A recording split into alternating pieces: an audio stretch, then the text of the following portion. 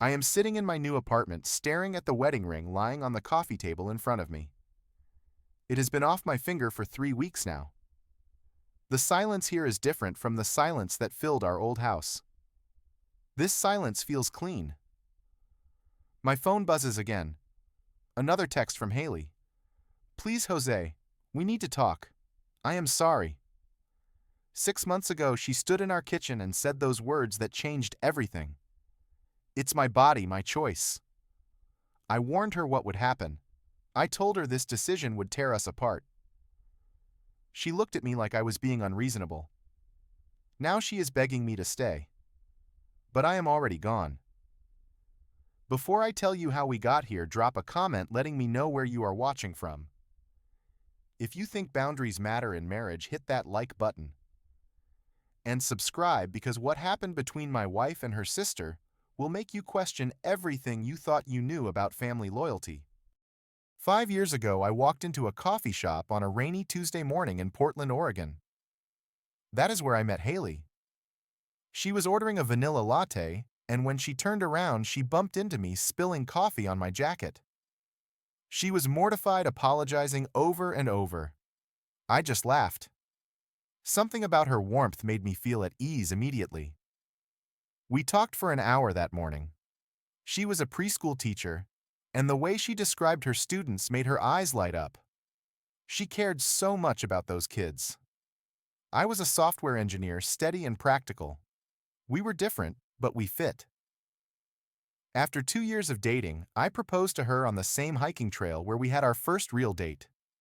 She cried when she said yes. We got married on a beach in late September. It was a small ceremony.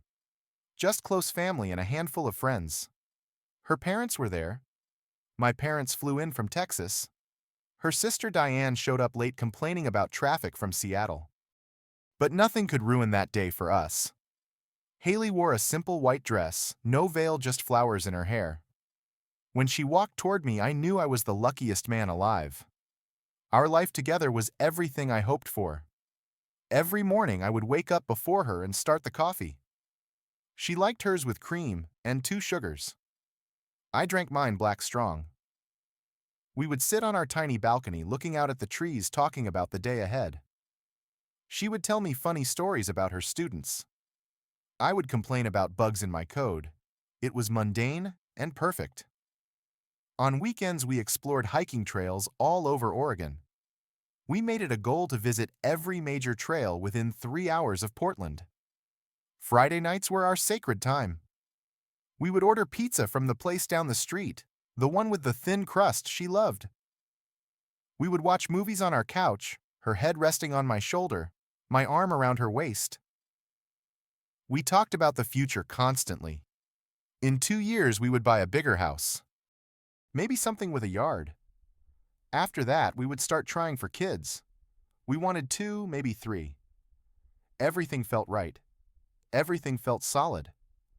Haley had one sister, Diane. She was 6 years older and never let anyone forget it. Diane was a lawyer in Seattle, successful and sharp. Her husband Preston was a marketing director at some big company. They lived in a beautiful house in a wealthy neighborhood. They drove luxury cars. They took vacations to France and Italy. And Diane made sure we knew about all of it. Every family dinner was the same. Diane would talk about her latest accomplishments, her recent trip, her expensive purchases. Then she would turn to me. So, Jose, any promotions coming your way? Her tone always made it sound like I was failing. She would look at Haley and say things like, "Still teaching preschool, that is sweet." The word sweet always came out like an insult. Haley would defend her. "Diane just wants the best for me," she would say. I did not like Diane. I thought she was arrogant and condescending. But I kept my mouth shut because Haley loved her sister. Preston was polite enough. He did not say much, just nodded along with whatever Diane said.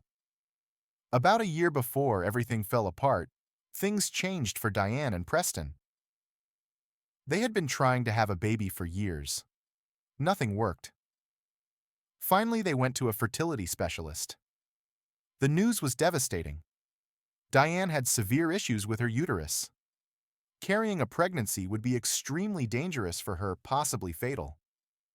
The doctor advised against it. When Haley heard, she was heartbroken for her sister. She called me from Diane's house crying. She is falling apart, Jose. She wants a baby so badly. I felt sympathy for them. I really did. No one deserves that kind of pain. They started talking about adoption, but Diane was fixated on having a biological child. She wanted a baby that carried her DNA, her bloodline. That is when she started researching surrogacy. Haley became more withdrawn after that. She spent hours on the phone with Diane every night. I could hear her in the other room speaking in low, serious tones. I figured she was just being a good sister offering support. I did not think much of it at first. Then one evening about 9 months before the end, Haley came home after spending the afternoon at Diane's house. We were sitting on the couch. She was quiet, picking at her nails, something she only did when she was nervous. Finally, she spoke. Diane is really struggling with this whole baby thing. I nodded. I know. It is tough. But maybe they will find a surrogate who can help them. Haley looked at me, her eyes uncertain. What if I helped her? My stomach dropped. I already knew where this was going, but I asked anyway. Helped her how? She took a breath. What if I carried the baby for her? I could be her surrogate. The words hung in the air between us.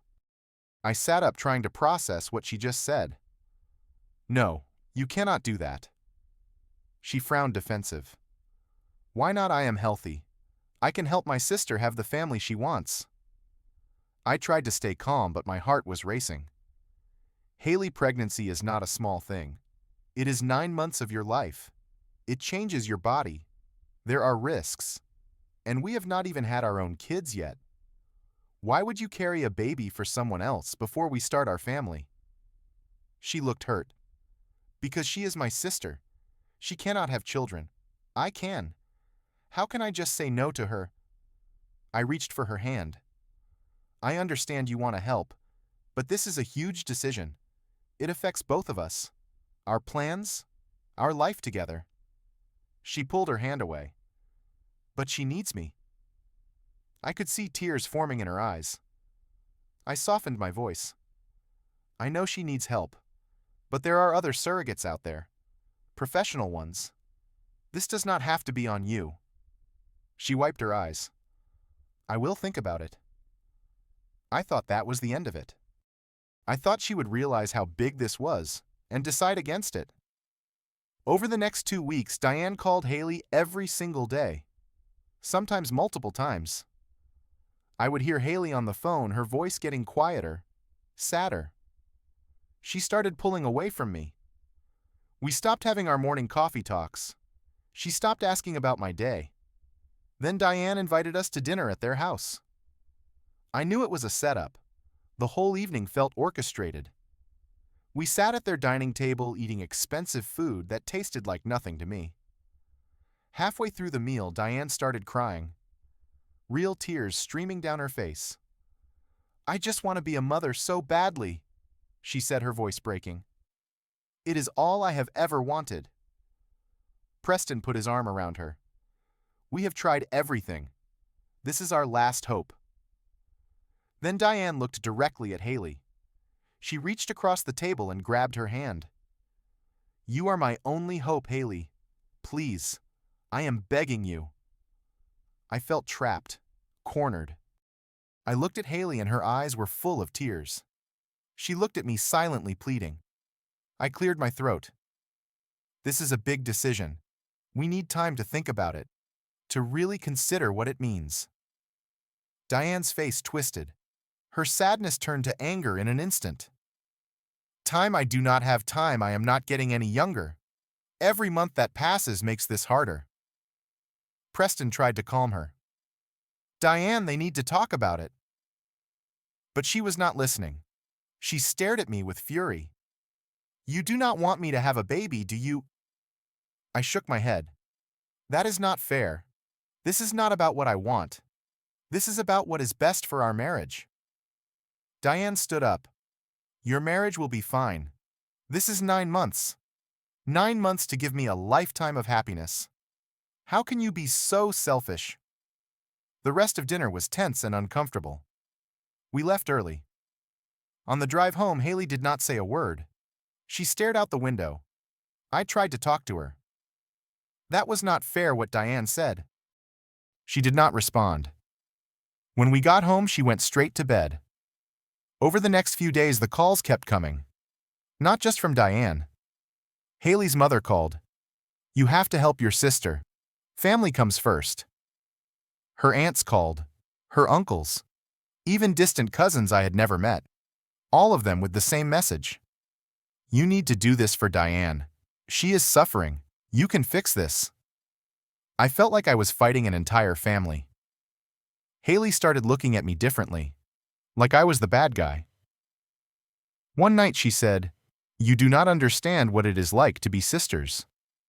I tried to explain. I understand family is important, but we are family too. You and me.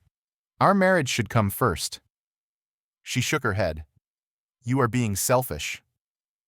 That word again. Selfish. Because I wanted my wife to choose us. 1 month after Diane first asked, Haley made her decision. We were in the kitchen. I was making dinner. She walked in and said, I have decided. I put down the knife I was holding. Decided what? She lifted her chin defiant. I am going to carry the baby for Diane and Preston. The words hit me like a punch. What are you talking about? We did not agree to this. Her voice was cold. I do not need you to agree. This is my choice. I felt anger rising in my chest. Your choice. What about us? What about our plans? Our future? She crossed her arms. This does not change our future. It is just 9 months. I could not believe what I was hearing. Just 9 months. Haley, this is our life. Everything will change. Work finances our relationship. How can you not see that? She raised her voice. You are being selfish. My sister is suffering, and you only care about yourself. I took a deep breath, trying to stay calm. I care about us. About protecting what we built together. She stepped closer, her eyes flashing. It's my body, my choice. You do not get to tell me what to do with it. Those words. They cut deeper than anything she had ever said to me.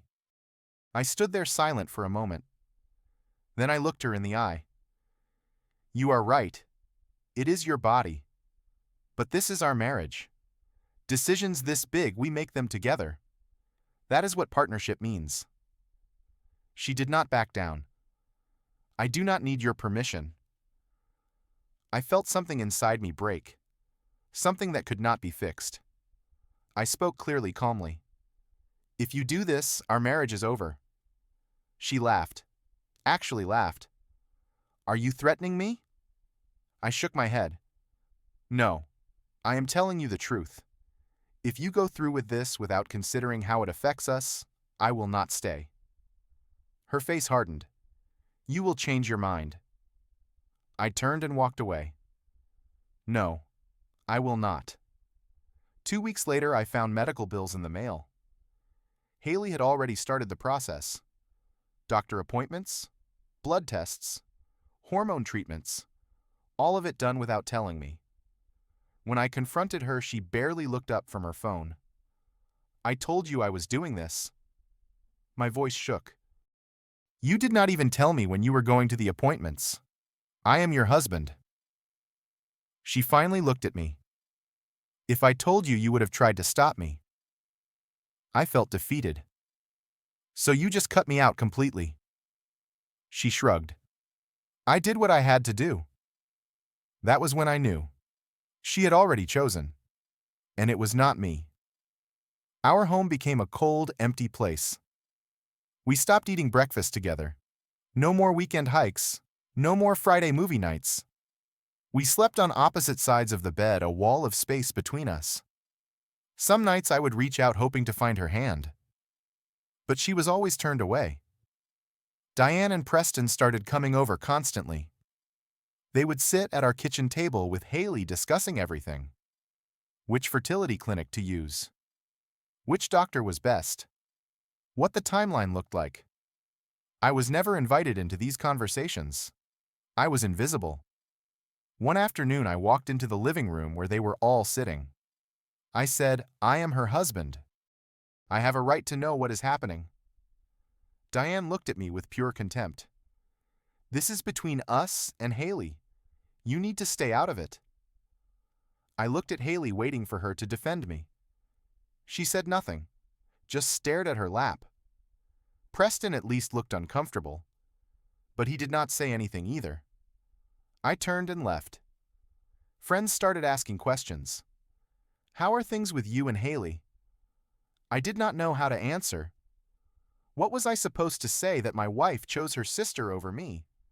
That our marriage was falling apart because she was carrying someone else's baby? I just said, "We are working through some things." But inside I was dying. Every night I lay awake staring at the ceiling, knowing I was losing her.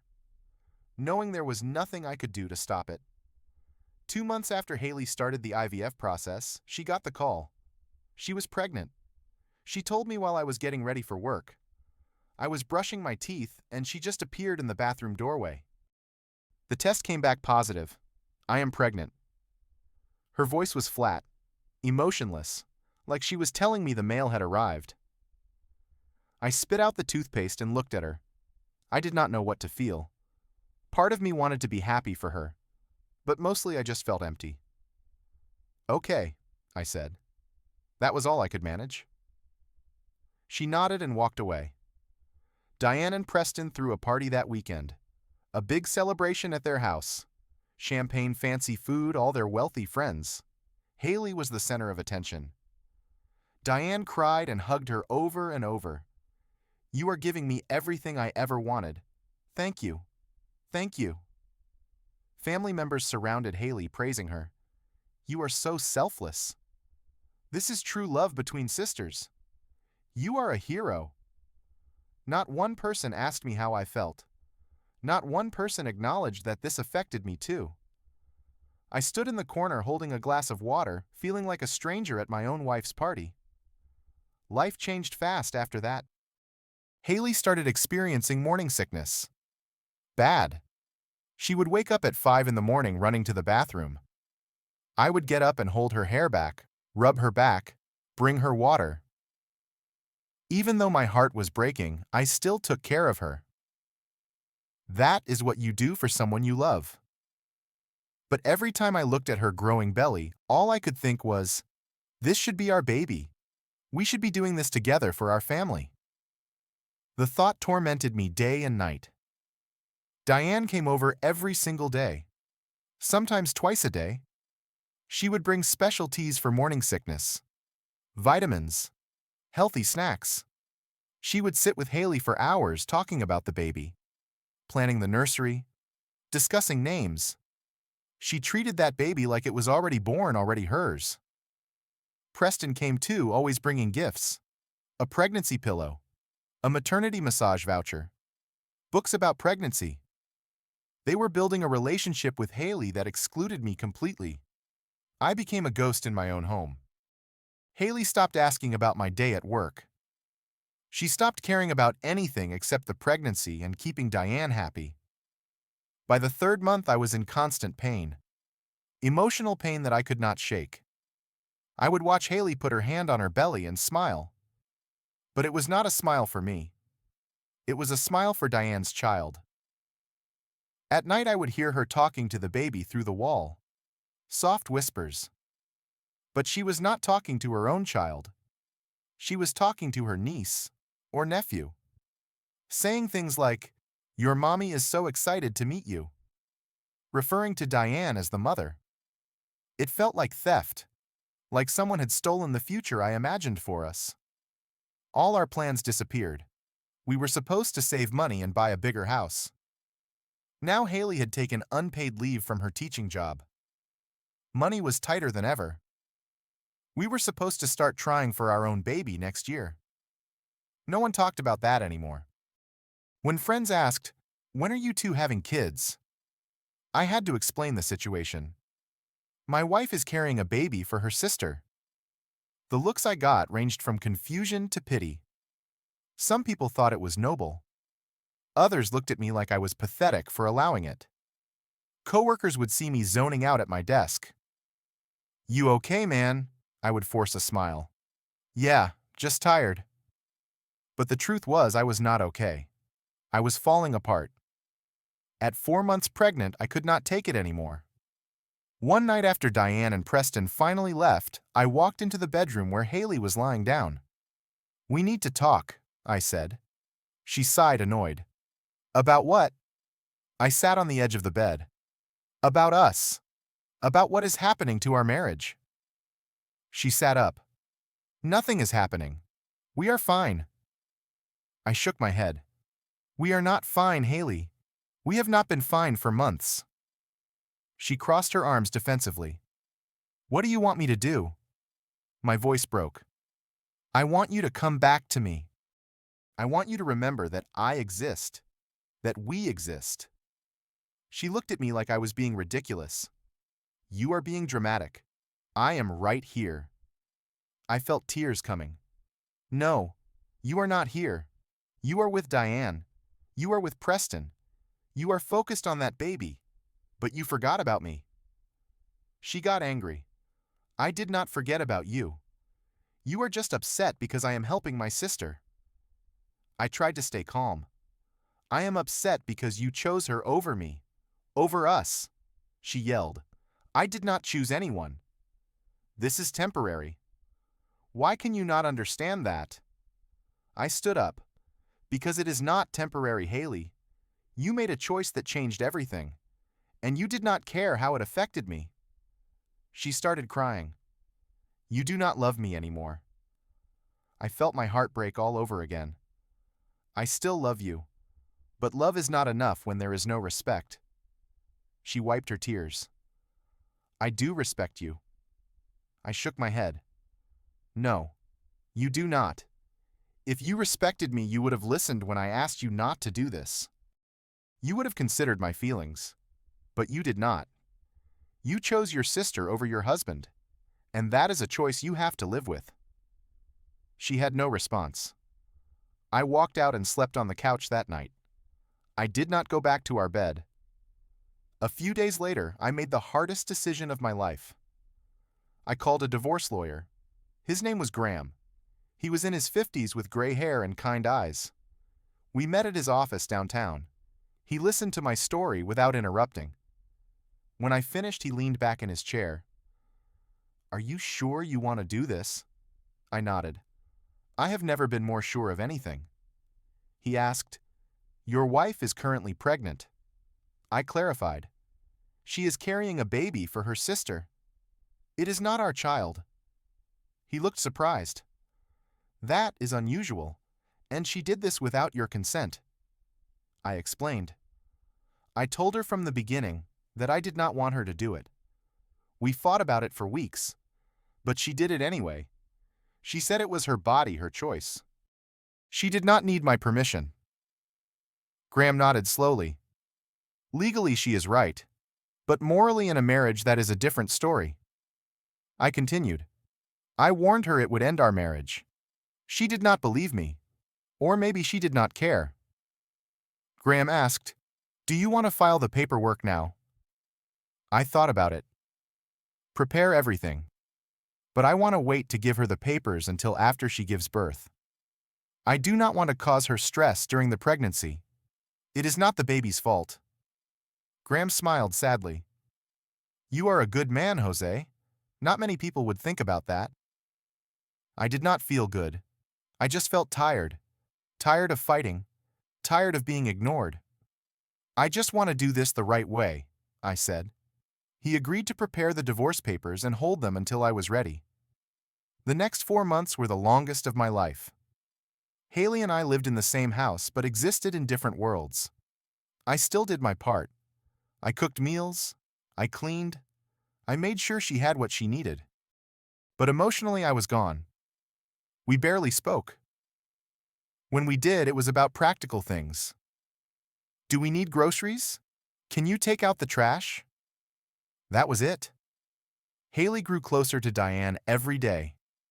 Diane practically lived at our house by month 7. She would stay overnight when Preston was traveling for work.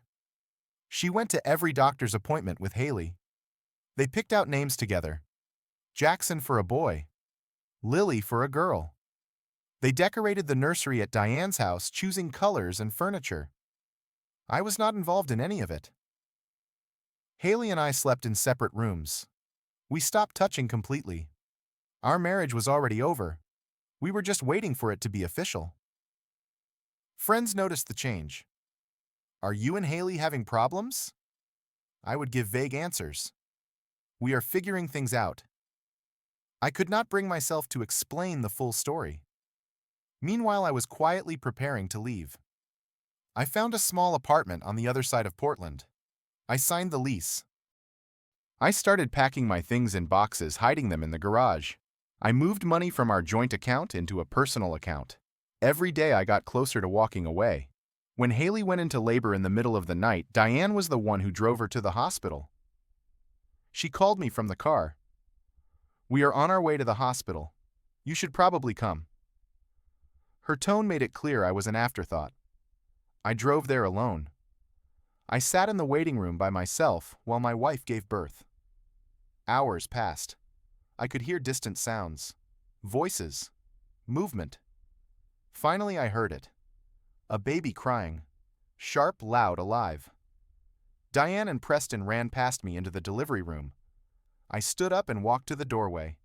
I could see Haley lying in the hospital bed, exhausted.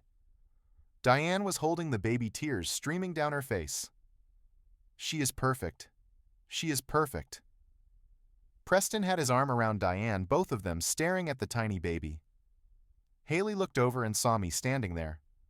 Our eyes met. Hers were red and tired. I felt nothing. No joy. No sadness. Just nothing. I stayed until I knew Haley was stable and okay. Then I left the hospital. I drove home in silence. I walked into the house that no longer felt like mine. I went to my desk and pulled out the divorce papers Graham had prepared months ago.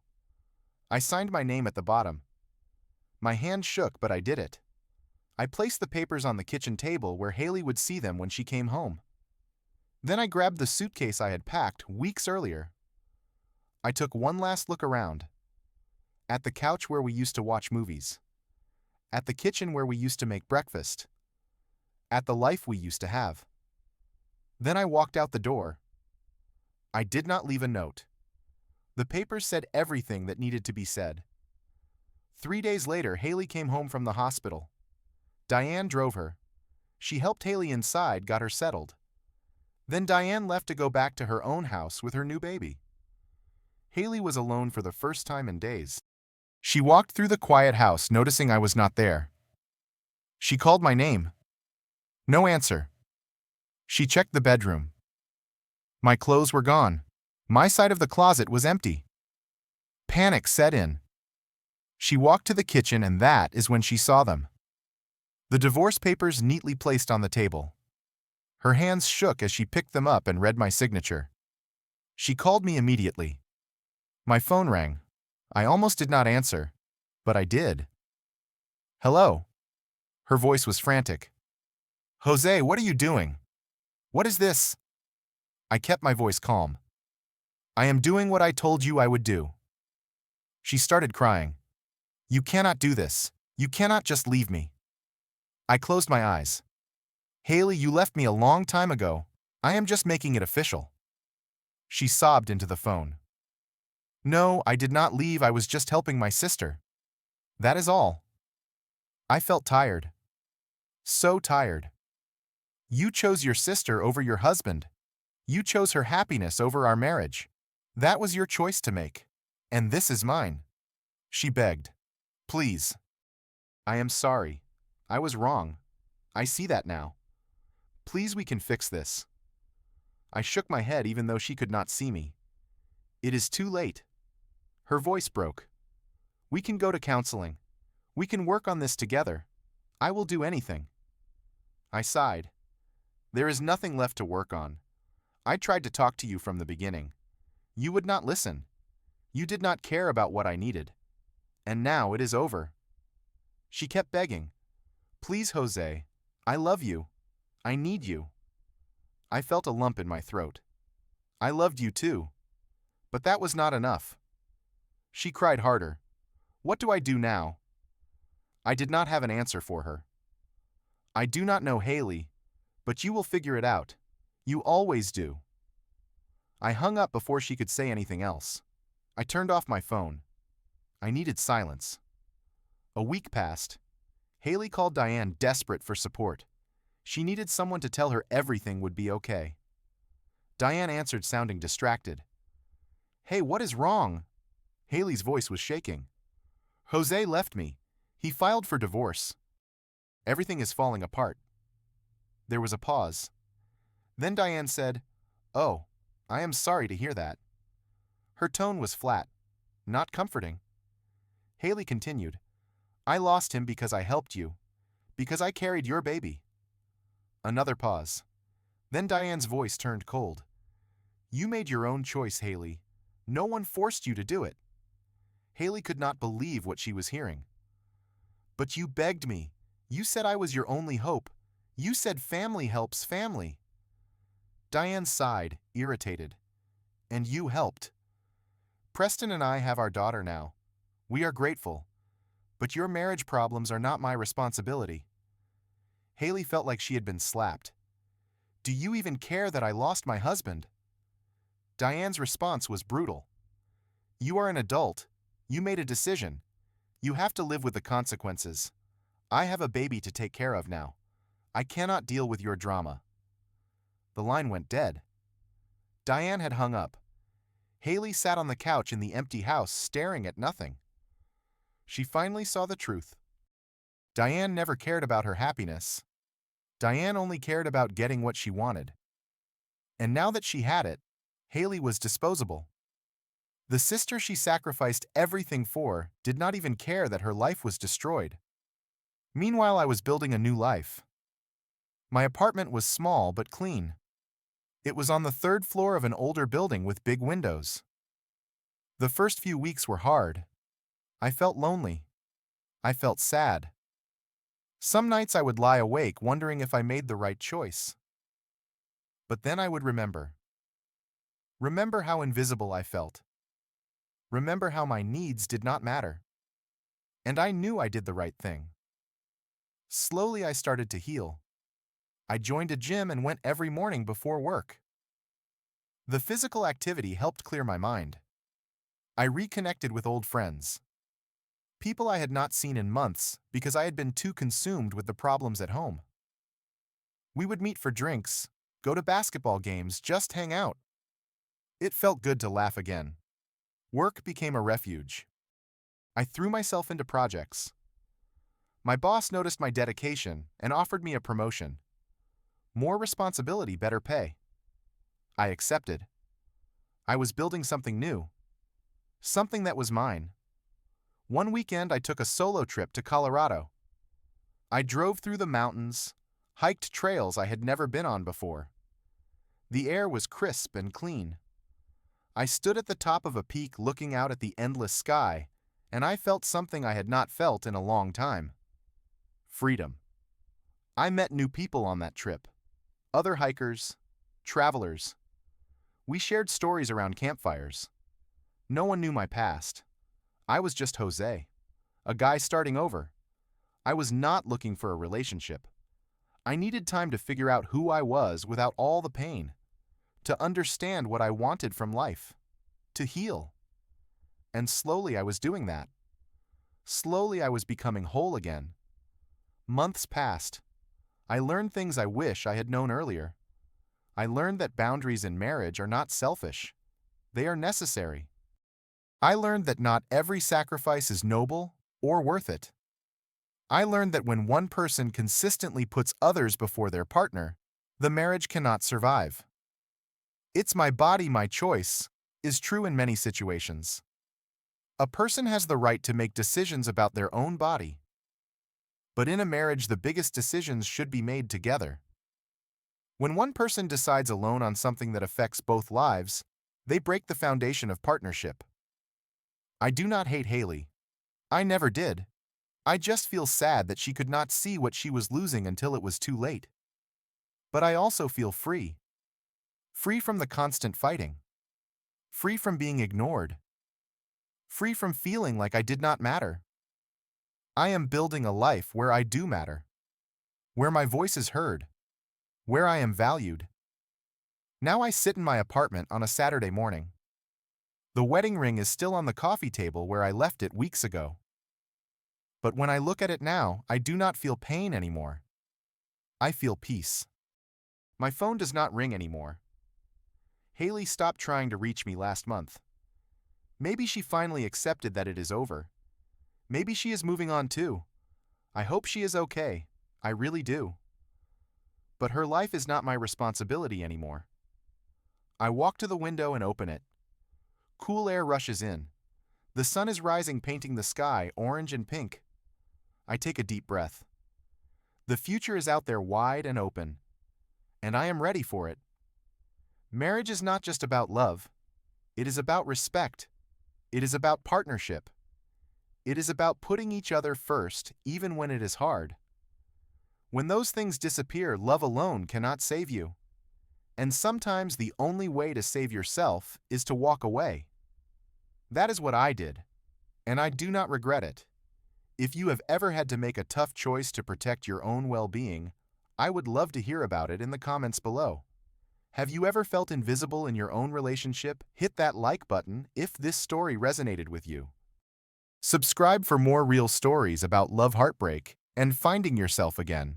Share this with someone who needs to hear that it is okay to put yourself first. Thank you for listening to my story, and I hope you find the strength to stand up for what you deserve. Take care of yourself.